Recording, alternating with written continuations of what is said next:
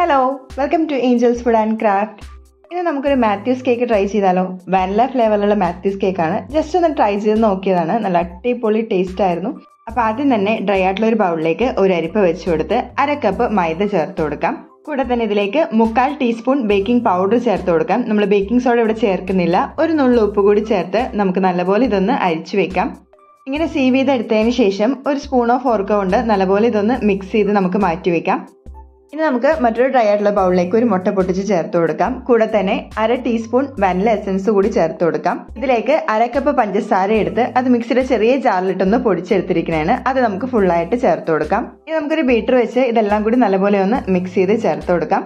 ഇതിൽ ബീറ്റർ ഇല്ലെങ്കിൽ മിക്സിയുടെ ജാറിൽ നല്ലപോലെ ഒന്ന് ബ്ലെൻഡ് ചെയ്തെടുത്താൽ മതിയാകും. ഇതിപ്പോൾ നമ്മൾ നല്ലപോലെ ഒന്ന് മിക്സ് ചെയ്തെടുത്തിട്ടുണ്ട്. ഇതിലേക്ക് 50 ഗ്രാം അൺസോൾട്ടഡ് ആയിട്ടുള്ള ബട്ടർ കൂടി നമുക്ക് ചേർത്ത് കൊടുക്കാം. നമ്മൾ ഫ്രിഡ്ജിൽ നിന്നൊക്കെ എടുത്ത് ഒരു 5 മിനിറ്റോളം പുറത്ത് വെച്ചതിന് ശേഷമാണ് ഇതേപോലെ മിക്സ് ചെയ്ത് ചേർക്കുന്നത്. പുറത്ത് വെച്ചെടുക്കുമ്പോൾ നമ്മുടെ ബട്ടർ നല്ല സോഫ്റ്റ് ആയി കിട്ടും. അപ്പോൾ നമുക്ക് മിക്സ് ചെയ്തെടുക്കാനും എളുപ്പമായിരിക്കും. ഇനി നമുക്ക് ഇതിലേക്ക് മൈദയുടെ മിക്സ് ചേർത്ത് കൊടുക്കാം. അപ്പോൾ പകുതി പോർഷനായിട്ടാണ് ഞാൻ ചേർത്ത് ഇതേപോലെ മിക്സ് ചെയ്തെടുക്കുന്നത്. ഡ്രൈ ഇൻഗ്രീഡിയൻസ് ചേർക്കുമ്പോൾ നമ്മൾ ഇതേപോലെ സ്പാറ്റുല വെച്ച് വേണം മിക്സ് ചെയ്തെടുക്കാനായിട്ട്. പതിയെ വേണം മിക്സ് ചെയ്തെടുക്കാനായിട്ട്. ഇത് ചേർത്ത് നല്ലപോലെ മിക്സ് ആയി വരുമ്പോഴേക്കും ബാക്കി കൂടി നമുക്ക് ചേർത്തിട്ട് ഇതേപോലെ തന്നെ ഒന്ന് മിക്സ് ചെയ്തെടുക്കാം. ഇങ്ങനെ മിക്സ് ചെയ്തെടുത്തതിന് ശേഷം ഇതിലേക്ക് 2 ടേബിൾ സ്പൂൺ പാല് ചേർത്ത് കൊടുക്കാം. ഇളം ചൂടുള്ള പാലാണ് നമ്മൾ ഇതിലേക്ക് ചേർത്ത് കൊടുക്കുന്നത്. എന്നിട്ട് നമുക്ക് വീണ്ടും ഒന്ന് മിക്സ് ചെയ്ത് വെക്കാം. ലാസ്റ്റ് ആയിട്ട് നമുക്കിതിലേക്ക് 2 ടേബിൾ സ്പൂൺ തൈര് ചേർത്ത് കൊടുക്കാം. പുളിയില്ലാത്ത കട്ടത്തൈരാണ് നമ്മളിവിടെ യൂസ് ചെയ്യുന്നത്. എന്നിട്ട് നമുക്ക് വീണ്ടും നല്ലപോലെ ഒന്ന് മിക്സ് ചെയ്തെടുക്കാം. തൈര് ചേർത്ത് കൊടുക്കുമ്പോൾ ചെറുതായിട്ട് അവിടെ ഇവിടെയൊക്കെ കട്ടയായിട്ട് കിടക്കുന്നുണ്ടാവും. അത് നല്ലപോലെ ഒന്ന് മിക്സ് ചെയ്തെടുത്താൽ മതിയാകും. ഇതായിപ്പോൾ നമ്മുടെ കേക്കിന്റെ ബാറ്ററൊക്കെ ഇവിടെ റെഡി ആയിട്ടുണ്ട്. നല്ല ഫ്ലഫിയും സോഫ്റ്റ് ആയിട്ടുള്ള ബാറ്ററാണ്. നമുക്കിത് കേക്ക് ടിന്നിലേക്ക് ചേർത്ത് കൊടുക്കാം. അപ്പോൾ കേക്ക് ടിന്നിൽ ബട്ടർ പേപ്പറൊക്കെ വെച്ച് ഓയിലൊക്കെ ഒന്ന് ഗ്രീസ് ചെയ്ത് വെച്ചേക്കുന്നതാണ്. ഇതിലേക്ക് നമ്മുടെ കേക്ക് ബാറ്റർ ഫുള്ളായിട്ടൊന്ന് ചേർത്ത് കൊടുക്കാം.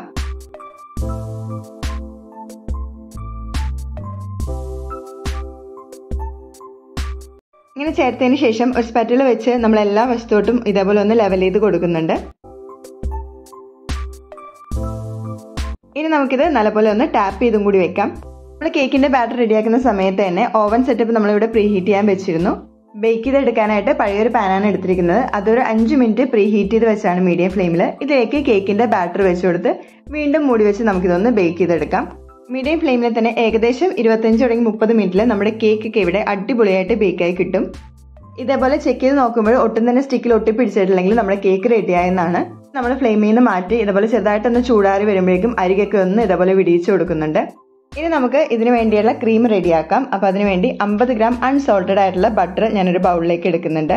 ഇതിനൊക്കെ എടുത്ത് തണുപ്പ് മാറി ഈ ഒരു സോഫ്റ്റ് ആയിട്ടുള്ള പരുവത്തിൽ വേണം ബട്ടർ എടുക്കാനായിട്ട്. ഇതിലേക്ക് 1/3 കപ്പ് ഐസിങ് ഷുഗർ ചേർത്ത് കൊടുക്കാം.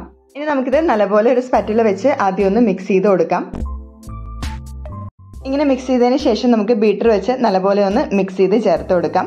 അപ്പോൾ ഞാൻ നേരത്തെ പറഞ്ഞ പോലെ ബീറ്റർ ഇല്ലെങ്കിൽ നമ്മുടെ മിക്സിയുടെ ജാറിലിട്ടും ബ്ലെൻഡ് ചെയ്തെടുത്താൽ മതിയാകും.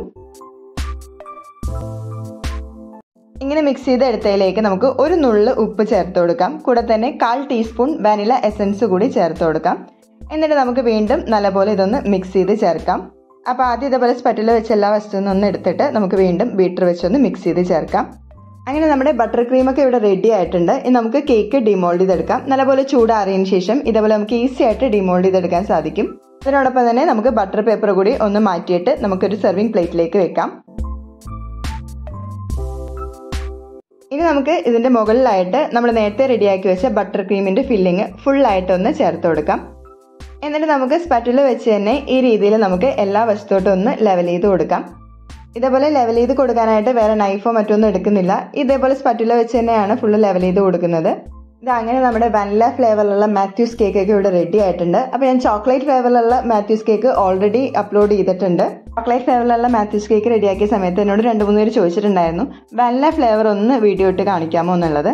നമ്മുടെ മാത്യൂസ് കേക്കിന്റെ അത്ര ഒന്നും എത്തിയിട്ടില്ല, എങ്കിലും നല്ല അടിപൊളി ടേസ്റ്റ് ആയിരുന്നു ഈ വാനില ഫ്ലേവറിലുള്ള മാത്യൂസ് കേക്കും. അപ്പോൾ ഇതേപോലെ നമ്മൾ കേക്ക് കട്ട് ചെയ്തെടുക്കുന്നതിന് മുമ്പായിട്ട് ഞാനൊരു 10 മിനിറ്റ് ഫ്രിഡ്ജിൽ വെച്ച് ഒന്ന് തണുപ്പിച്ചെടുത്തതിന് ശേഷമാണ് ഇതേപോലെ കട്ട് ചെയ്യുന്നത്. അപ്പോൾ നമ്മുടെ കേക്ക് എന്ന് പറയുന്നത് നല്ല സോഫ്റ്റും ഫ്ലഫി ആയിട്ടുള്ള കേക്ക് തന്നെയാണ്. അതുപോലെ തന്നെ നമ്മുടെ ഈ ക്രീം ഫില്ലിങ്ങും നല്ല ബട്ടറി ആയിട്ടുള്ള ക്രീം ഫില്ലിങ്ങും ആ കേക്കും കൂടി വരുമ്പോൾ നല്ല അടിപൊളി ടേസ്റ്റ് തന്നെയാണ്. അപ്പോൾ എല്ലാവർക്കും ഈ വീഡിയോ ഇഷ്ടമായെന്ന് വിചാരിക്കുന്നു. അപ്പോൾ എന്തായാലും തീർച്ചയായും വീട്ടിൽ ഒന്ന് ട്രൈ ചെയ്ത് നോക്കുക. അപ്പോൾ അടുത്തൊരു റെസിപ്പി ആയിട്ട് കാണുന്നവരേക്കും ബൈ. Thanks for watching.